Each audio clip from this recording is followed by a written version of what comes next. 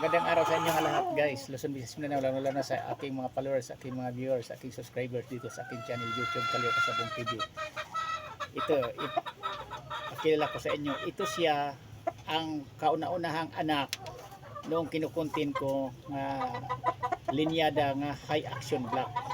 Siya. Kulay pula ito siya kasi namamana niya ang kulay niya sa ina na sweater kulay pula pati sa paa, dilaw ang paa, gilupit. Ito ang pagpatunay ko sa inyong mabaguhan pala na kahit ang linyada na itim, kulay itim, ipares natin sa kulay pula, karamihan sa magiging anak magmana sa ina kung pula ang ina. Sa babae talaga halos makukuha mamana ang kulay. Ito na siya, itim ang ama nito, pero tingnan nyo ang nagiging anak. May kapatid ito, kulay pula din, pati babae, kulay pula. Hindi ito nagkaroon ng kapatid na kulay itim na nagmana sa ama.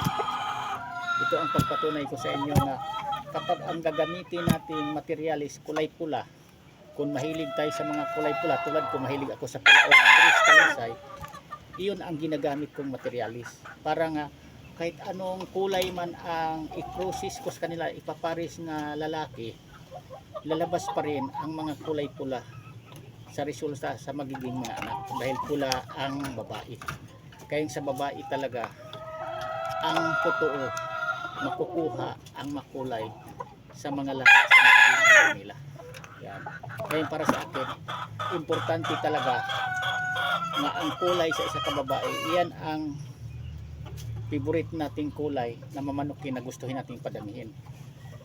Sa sarili kong opinion, babae ang pinagkukunan ko parang mapadami ko ang kulay sa gugustuhin ko palabasin kulay sa aking manukan. Tulad nito pula, black, itim ang ama, pero ang ginamit kong babae materialis, ang ina nito sweater kulay pula.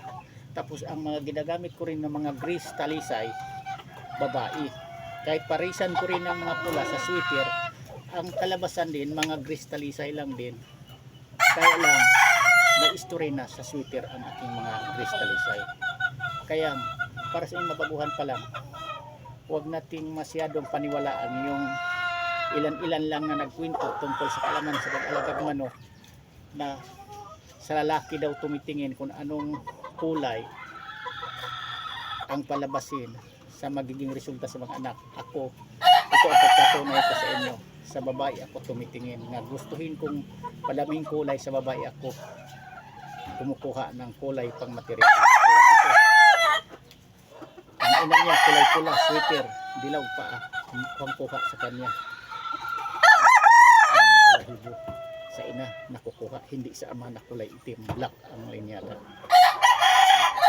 Yan lang, sana mayroon kang matutunan ng mga baguhan pa lang nagpapalahig manok na dito sa aking mga content video nga ginagawa para sa mga baguhan pa lang, para nga makakuha kayo konting idea kung mapanood nyo ang aking mga content video dito sa aking channel YouTube Kalyo Kasabong TV tungkol sa kaalaman ko sa pag-alagag manok. Kasi ang lahat na ginawa ko dito sa content video, napagdaanan ko yan sa katagal ko lang nagpapalahig manok. Hindi ako gumagawa ng content video na hula-hulaan ko lang ang aking kasabihan na itlabahagi sa inyong mabaguhan pala.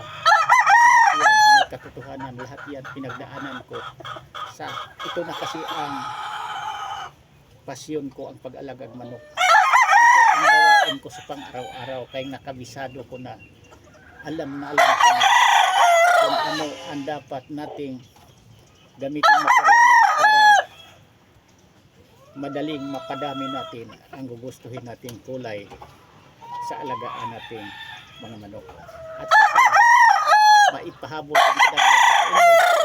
ang pinaka-importante dito, ang pagpili talaga sa maayos, mahusay, maganda ang performance na linyada sa manok. Parang